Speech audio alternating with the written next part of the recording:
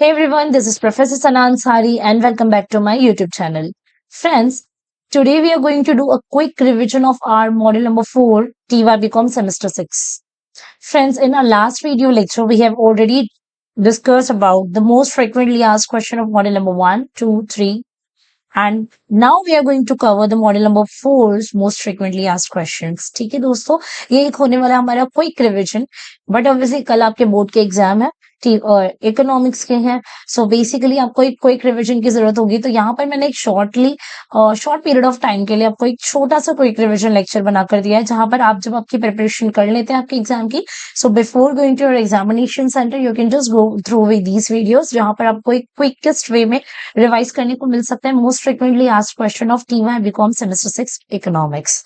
Okay दोस्तों, तो सबसे पहले मॉडल नंबर 4 का रिवीजन स्टार्ट करने से पहले हम इसके मोस्ट फ्रिक्वेंटली आस्क्ड क्वेश्चन को एक बार देख लेते हैं दोस्तों। जैसा कि आपको स्क्रीन पे दिखाई दे रहा है, मैंने यहाँ पर एक विंडो ओपन करी है जहां पर मैंने ऐड कर रखा है most frequently asked question of model number 4।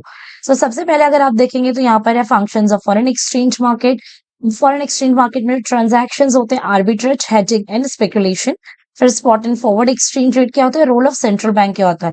इसमें एक और क्वेश्चन ऐड करना है जिसे हम कहते हैं triple P, purchasing power parity दोस्तों, जिसके दो वर्जन है, absolute and relative version, which are very easy. इसका भी हम रिवीजन यहाँ पर कर लेंगे, ठीक है। यहाँ मैंने ऐड करना भूल गई हूँ, बट क्वेश्चन नंबर 5 में you just need to add triple P theory also.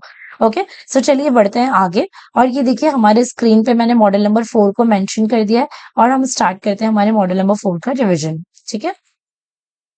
सबसे पहले आपको क्वेश्चन अगर आ सकता है तो participants in foreign exchange market, क्या क्या पार्टिसिपेंट्स होते हैं इसके ऊपर मैंने एक वीडियो भी बना रखा है, जैसे कि commercial bank, reserve bank of India, जो स्मॉल एंटरप्रेन्योर्स होते हैं, स्मॉल ट्रेडर्स होते हैं, रिटेल क्लाइंट्स वगैरह हो गए, फॉरेन एक्सचेंज डीलर्स हो गए, ब्रोकर्स हो गए, ठीक है, प्राइस ट्रेकर्स, ये सब कुछ ऐसे पार्टिसिपेंट्स एंड प्लेयर्स है, those are doing very important role in foreign exchange market. Foreign exchange market को दोस्तों हम लोग फॉरेक्स मार्केट भी कहते हैं, फॉरेन का फॉर एंड एक्सचेंज का एक्स, तो फॉरेक्स मार्केट भी कहा जाता है इसे। आपको ये आपके रेफरेंस के लिए याद रखना है, ठीक है। चलिए just give me a minute, ठीक है। यहाँ पर एक क्वेश्चन आपको दिखाई दे रहा है स्क्रीन पे, that is nothing but the functions of foreign exchange market, ठीक है। फॉरेन एक्सचेंज मार्केट का फंक्शन क्या है, क्या उसका काम क्या है। सबसे पहले तो ये परचेसिंग पावर ट्रांसफर करता है, ठीक है, मल्टीपल कंट्रीज के बीच में क्रेडिट फैसिलिटीज मिलती है, रिस्क कवर करता है। इसके अलावा और भी बहुत सारे पॉइंट्स है जो आप यहाँ पर एड ऑन कर सकते हैं। लेकिन फॉरेन एक्सचेंज मार्केट में जो फॉरेक्स मार्केट, जो करेंसीज का लेन देन किया जाता है जिस मार्केट में, उसमें ट्रांजैक्शन किस तरीके से होते हैं वो भी आपको लिखना है। सो देखिए यहाँ पर मैंने एक डायग्राम जैसा बना के रखा है जहां पर मेंशन किया है इसके ट्रांजैक्शन के 3 तरीके हैं। सबसे पहला आपको दिखाई दे रहा होगा आर्बिट्रेज, फिर आपको दिखाई दे रहा है हेजिंग एंड लास्ट में आपको दिखाई दे रहा है स्पेकुलेशन, ठीक है। सो ये जो है ना लॉन्ग आंसर के लिए पूछा जाएगा अगर ये क्वेश्चन, तो आपको ऐसे पूछेंगे explain about the transactions of foreign exchange market, या फिर अगर शॉर्ट नोट से पूछते हैं तो इस तरीके से किसी भी एक को सेपरेटली ये लोग आपसे पूछ सकते हैं एग्जाम में। सो एट द एंड हमको पढ़ना है। सबसे पहले what is arbitrage. So arbitrage के अलग अलग टाइप्स है, 3 टाइप्स है, वो भी देखेंगे। आर्बिट्रेज होता क्या है, जब आप लो रेट में करेंसीज परचेज करते हो और उसके हाई रेट होने पर उसको बेचकर निकल जाते हैं ताकि आप प्रॉफिट कमा सके और रिस्क से बच सके। दिस इज द प्रोसीजर और the process what we called as arbitrage.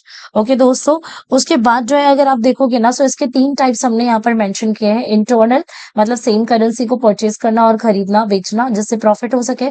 फिर होता है आपका इंटरनेशनल। इंटरनेशनल में बेसिकली क्या होता है, आप जो है इंटरनेशनली डील कर रहे होते हैं। और ट्रायंगुलर वो होता है जहां पर 3 कंट्रीज का इन्वॉल्वमेंट होता है, 3 करेंसीज को लेन देन किया जाता है। ओके दोस्तों, सो एक बार पढ़ लीजिएगा और प्रीवियस वीडियोस को देख लीजिएगा फुल एक्सप्लेनेशन के लिए। हेजिंग इज द कॉन्सेप्ट और the process where we are trying to reduce और एलिमिनेट आवर फाइनेंशियल रिस्क।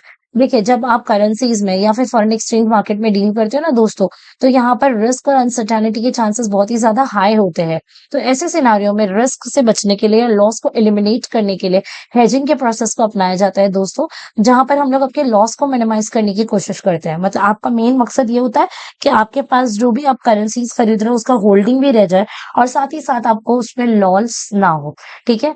ये जो फ्यूचर बेस्ड ट्रेडिंग होती है जहां पर लॉस को स्टॉप करने की पूरी कोशिश की जाती है। So this is the procedure is called hedging. Then we have another form which is called speculation. Speculation is basically based on the future expectation, जहां पर आप फ्यूचर से अंदाजा लगाते हो कि फ्यूचर में अगर रेट्स बढ़ने वाले हैं तो आप अभी के ट्रेड को एडजस्ट करते हो to earn profit. Okay, so this is what we call the transactions in foreign exchange market, which include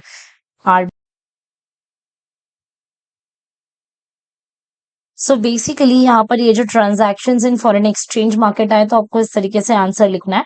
चलिए बढ़ते हैं आगे और देखते हैं कि अगला हमारा क्वेश्चन क्या है। सो आप अगर क्वेश्चन बैंक की तरफ ध्यान देंगे ना दोस्तों, तो क्वेश्चन बैंक में आता है ट्रांजैक्शन के बाद spot and forward exchange rate. So spot and forward exchange rate होते क्या है? स्पॉट एक्सचेंज रेट वो रेट होता है जब आप कभी भी मार्केट में ट्रेड कर रहे हो। सो करंटली जो रेट चल रहा है और उसी रेट पे अगर आप ट्रेड कर रहे हो तो फौरन से सेटलमेंट हो जाता है। मतलब जो भी करेंसी, शेयर, सिक्योरिटीज आप परचेस कर रहे हो वो स्पॉट बेसिस पे हो जाता है करंट रेट के थ्रू। इसे हम कहते हैं spot exchange rate.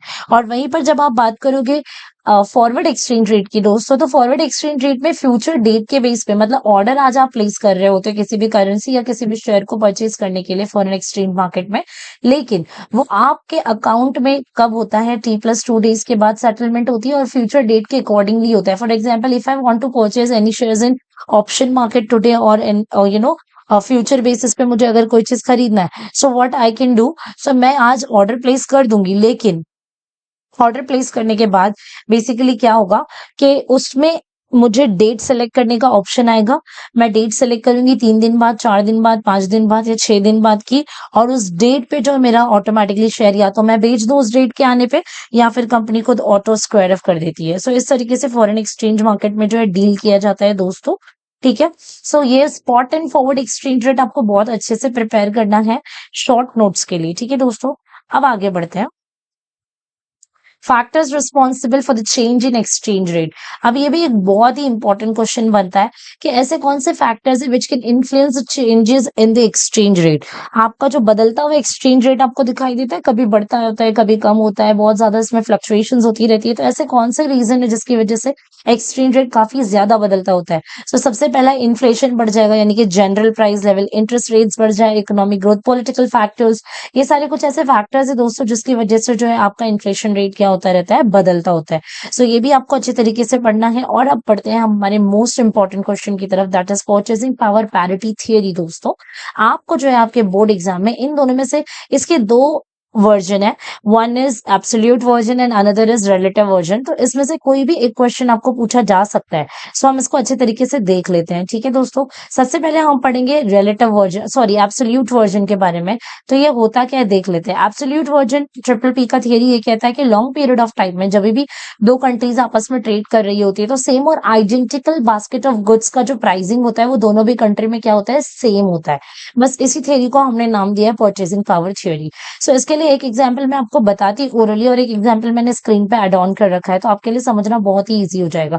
For example समझे 2 kg मैंगोज जो है इंडिया में उसका प्राइसिंग चल रहा है 150 रुपीज, और अगर मैं यूएस डॉलर में उसका प्राइसिंग निकालू तो वो है $2। सो एक्सचेंज रेट जो है ना दोनों कंट्रीज की करेंसीज के अकॉर्डिंगली क्या किया जाता है? एडजस्ट किया जाता है। इसी को हम कहते हैं absolute version of the triple P theory. So यानी कि बात ये हो रही है दोस्तों, सो बेसिकली बात कुछ इस तरीके से हो रही है दोस्तों, यहाँ पर जो है आप जो है दो कंट्रीज आपस में जो भी करेंसीज को एक्सचेंज कर रही है, ट्रेड कर रही है, सो एक्सचेंज रेट को क्या किया जाता है? ऑटोमेटिकली, या जो भी कमोडिटी है उसके लिए एक्सचेंज रेट को क्या किया जाता है? ऑटोमेटिकली एडजस्ट किया जाता है बिटवीन द टू कंट्रीज। सो वैसे यहाँ पर देखिए मैंने एक और एग्जाम्पल दे रखा है दोस्तों कि imagine a pair of shoes cost $50 in the United States. Now, if the same pair of the shoes cost rupees 4,000 in India, then according to the absolute triple P theory, the exchange rate should be, exchange rate देखिए क्या किया इसने, 4,000 Indian currency को divide किया US dollar से। सो आपको पता चल गया कि 1 US dollar is equals to 80 rupees. So ये जो एक्सचेंज रेट आपने फाइंड आउट किया, ये एडजस्ट किया, ये according to the two countries commodities demand, ठीक है, इसके अकॉर्डिंगली किया है। सो इसी को हम कहते हैं absolute version of the triple P theory. मतलब याद रखने वाली क्या चीज है दोस्तों? याद रखने वाली चीज सिर्फ ये है कि ट्रिपल पी थियरी का एब्सोल्यूट वर्जन ये कहता है कि जब भी दो कंट्रीज आपस में करेंसी का ट्रेड करे या किसी भी तरीके का लेन देन करे या किसी भी कमोडिटी के थ्रू ट्रेड करे, तो इनका जो एक्सचेंज रेट होता है वो same identical basket of goods के अकॉर्डिंगली ऑटोमेटिकली एडजस्ट किया जाता है। ठीक है, सो आई होप यहाँ तक की बात आपको समझ में आ गई है। फिर आप बढ़ते हैं हमारे रिलेटिव वर्जन की तरफ। सो रिलेटिव वर्जन होता क्या है? So relative version is basically what we can say that this is the version which can be influenced because of the interest rate और द जनरल प्राइस लेवल। कैसा होता है ना, एब्सोल्यूट वर्जन में क्या हुआ, दो कंट्री आपस में same identical basket of goods and items को बेच रही है जिनका वैल्यूएशन एट द एंड क्या निकल रहा है? सेम निकल रहा है। यानी कि 150 अगर इंडिया में, सो $2, अमेरिका में 2 kg। ठीक है, सो ये इस तरीके से होता है। अब रिलेटिव वर्जन में हम लोग देख लेते हैं। रिलेटिव वर्जन बेसिकली क्या होता है, यहाँ पर जो है दो करेंसीज, दो कंट्रीज और same identical goods, basket of goods के अकॉर्डिंगली एक्सचेंज रेट को एडजस्ट नहीं किया जाता है, बल्कि एक्सचेंज रेट में जो फ्लक्चुएशन देखने को मिलेगी वो because of the inflation rate देखने को मिलेगी। मतलब इन्फ्लेशन रेट हाई लो होता रहेगा, तो उसकी वजह से आपका एक्सचेंज रेट भी बदलता रहेगा, और इसी कॉन्सेप्ट को हम कहते हैं absolute version of the triple P theory. Okay दोस्तों, सो आई होप यहाँ तक की बात आपको समझ में आई है। आप इसके भी कुछ एग्जांपल्स देख लेते हैं। ओके, सो ये होता है। अब इसका एक एग्जांपल मैं आपको यहाँ पर ऐड करके दिखा देती हूँ। मैंने यहाँ पर एक एग्जांपल ऐड करके रखा है दोस्तों, आपको समझने के लिए बहुत ही कन्वीनियंट हो जाएगा आफ्टर दिस एग्जांपल। यहाँ पर जो दो कंट्रीज के इन्फ्लेशन रेट दिए हुए हैं, जैसे फॉर एग्जांपल यूएस का अगर इन्फ्लेशन रेट 5% है, तो इंडिया का इन्फ्लेशन रेट 2% है। सो जब भी इंडिया और यूएस अगर आपस में कोई ट्रेड कर रहे हैं या कोई भी करेंसी एक्सचेंज हो रहा है, कमोडिटी, तो बेसिकली यहाँ पर क्या होगा, इसका करेंसी या जो भी ट्रेड हो रहा है या जो भी लेन देन हो रहा है, that can influence because of the inflation rate. Okay, so यहाँ पर हमने इस पॉइंट को क्लियर किया है दोस्तों। So relative and absolute version of triple P theory आपको अच्छे तरीके से करना है। इन दोनों में से कोई भी एक क्वेश्चन आने के बहुत ही ज्यादा चांसेस है। फिर उसके बाद बढ़ते हैं हमारे लास्ट क्वेश्चन की तरफ, which is nothing but the role of central bank. बहुत ही इंपॉर्टेंट क्वेश्चन है, अच्छे तरीके से देखना है। मैंने यहाँ पर कुछ इंपॉर्टेंट इंट्रोडक्टरी पार्ट बना के रखा है। एज यूजुअल मैं हमेशा कहती हूँ इंट्रोडक्शन लिखना है at the time of writing your answer, at the beginning of writing of answer, ठीक है। सो जैसे हर एक कंट्री का क्या होता है ना, एक सेंट्रल बैंक होता है, उसी तरीके से इंडिया का जो सेंट्रल बैंक है ना दोस्तों, वो है रिजर्व बैंक ऑफ इंडिया। ऐसे जैसे फॉर एग्जाम्पल अगर आप देखो, सो रिजर्व बैंक ऑफ इंडिया के अलावा अगर आप यूएसए में देखोगे तो फेडरल रिजर्व है, आप जो यूरोपियन कंट्रीज में देखोगे तो यूरोपियन सेंट्रल बैंक है, ईसीबी। सो अलग अलग तरीके की जो बैंकें होती है दोस्तों, और मतलब अलग अलग कंट्री की जो मेन ब्रांच होती है या मेन बैंक होती है, सब head of the bank, bankers bank होता है, उसको हम लोग सेंट्रल बैंक ऑफ इंडिया कहते हैं, ठीक है। सेंट्रल बैंक कहते हैं और हम लोग हमारी बैंक को सेंट्रल बैंक ऑफ इंडिया कहते हैं।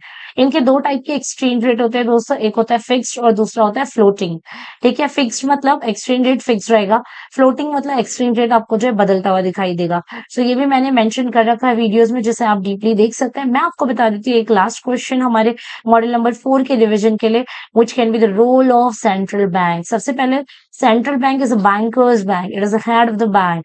सेंट्रल बैंक का मेन फंक्शन होता है करेंसी इशू करना है। It is the issuer of the currency, friends, and framing of the monetary policy, in charge of the monetary policy. ठीक है, सो यहाँ पर इसके देख लेते हैं कि रोल क्या है। रोल पूछे या फंक्शंस पूछे, आपने सेम आंसर लिख लेना है दोस्तों। सो देखिए, सबसे पहले आपको दिखा रहा है issuer of the currency, regulator of the commercial bank. सारी जितनी भी कमर्शियल बैंक है ना, उन सारी कमर्शियल बैंक को टेक केयर करना, उनको मॉनिटर करना, उनको सुपरवाइज करने का काम किसका होता है दोस्तों, उन सभी का काम जो है, सारा का सारा काम आपकी सेंट्रल बैंक करती है। क्रेडिट को कैसे कंट्रोल करना है और साथ ही साथ जो मॉनेटरी पॉलिसी को फ्रेम करना, ये सारा काम भी किसका होता है, सेंट्रल बैंक ऑफ इंडिया का, ठीक है। इसके अलावा जो है और फर्दर पॉइंटर्स को देख लेते हैं दोस्तों। एक्सचेंज रेट करना, करेंसी एक्सचेंज करना, ठीक है। गवर्नमेंट की बैंक भी कौन है, आरबीआई बैंक है। इकोनॉमिक डेवलपमेंट करना, इकोनॉमी को डेवलप करने, उसको ग्रो करने के लिए सारा काम करना। और साथ ही साथ यहाँ पर एक यूनिक सा पॉइंट आपको दिखाई दे रहा है, which is nothing but the डेप्ट मैनेज हो। यस, जब भी गवर्नमेंट लॉस में जाती है, यानी कि गवर्नमेंट का रेवेन्यू कम हो और उसके एक्सपेंडिचर ज्यादा हो, तो ऐसे सिनारियो पे government need to borrow the funds to settle or to stabilize the economic condition or the situation. At these point, government is basically can do borrowing from internal or external. So internal borrowing के लिए government is basically depend on what, on whom, RBI. So central bank is RBI. So ये भी एक main function है हमारी central bank का, ये डेप्ट को मैनेज करती है हमारी इकोनॉमी का। सो फ्रेंड्स, यहाँ पर हमने कवर किया हमारे 4 most frequently asked question, along with one most important question that was purchasing power parity theory. तो यहाँ पर हमने हमारे इस कॉन्सेप्ट को खत्म किया। हमने पूरे चारों रिविजन लेक्चर्स के जो है अच्छे तरीके से रिविजन कर लिए हैं मॉड्यूल्स के। अगर आपको कोई भी डाउट एंड डिफिकल्टी हो तो आप कमेंट कर सकते हैं मेरे चैनल पे। So that's all enough for today. Bye bye, have a nice day and take care. All the best for your examination.